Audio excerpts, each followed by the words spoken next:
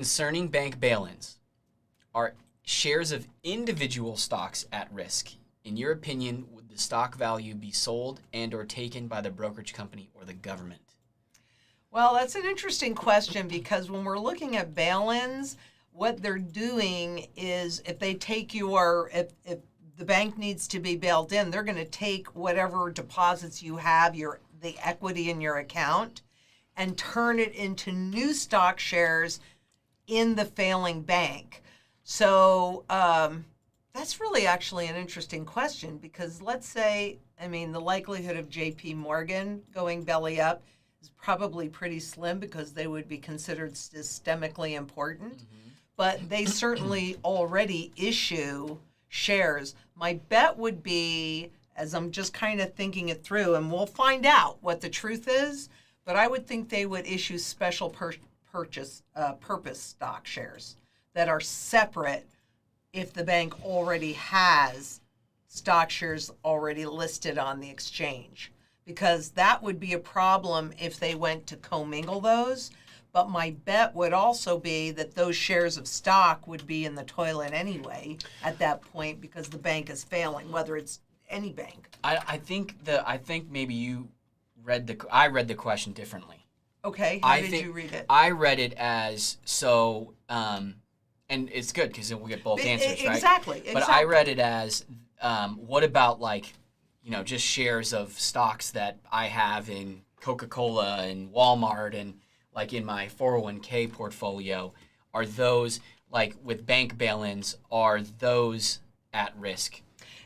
And if that were actually the way that they were answering the question, so not these specific bank stocks, but stocks in general, if it's a small bank that's going out and needing to be bailed in, that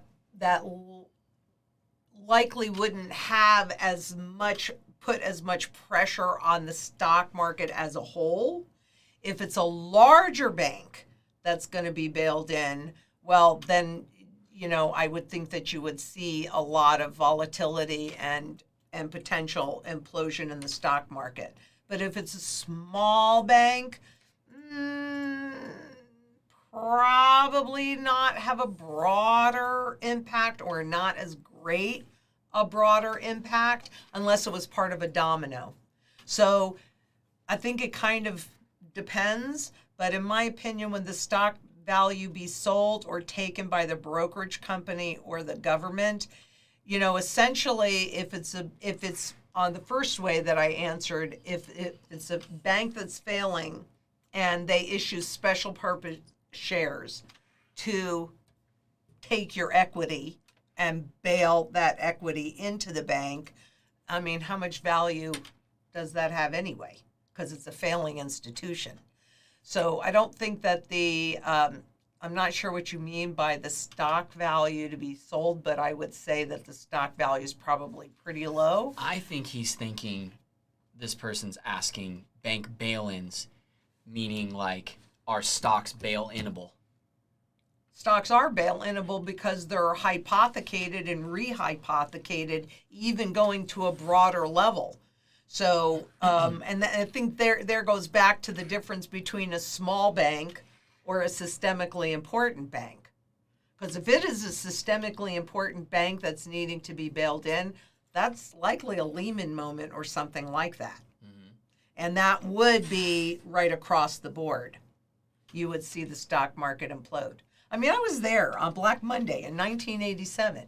And when you're in a major implosion, there is nothing, as far as stocks are concerned, there is nothing that is safe, right?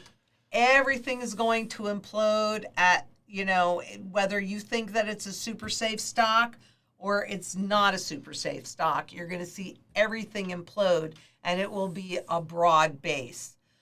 If it's just one little bank, then yeah, they may or may not have shares out there, but I would think that they would create special purpose. To answer it a different way, okay, because I'm thinking of it, I think we're not on the same page as far as what what they're asking, but it's always up to interpretation, right? Absolutely. So I think he's asking, think it's good. about what you did the presentation on with the Yale Law study, where if you own stocks in a brokerage company, that you're actually the beneficial owner under many layers of other beneficial owners. So you're not actually technically the real owner of that stock. You're not the legal owner. You're the beneficial owner. Right. And in a court of law, they only recognize the legal owner, which is seed and company. Right. Right? They're the legal owners of any shares of stock, but again, either way, that goes back to hypothecation. And hypothecation, for those that haven't been following this for a while, is when you make a deposit into a bank, whether it's in a checking account or a savings account, the bank has the right to sweep those funds into sub-accounts and then use that equity for their benefit, right? So then they use that equity as collateral and they go out and they borrow. And whoever gets your equity as collateral has the right to use that same equity and go out and borrow more.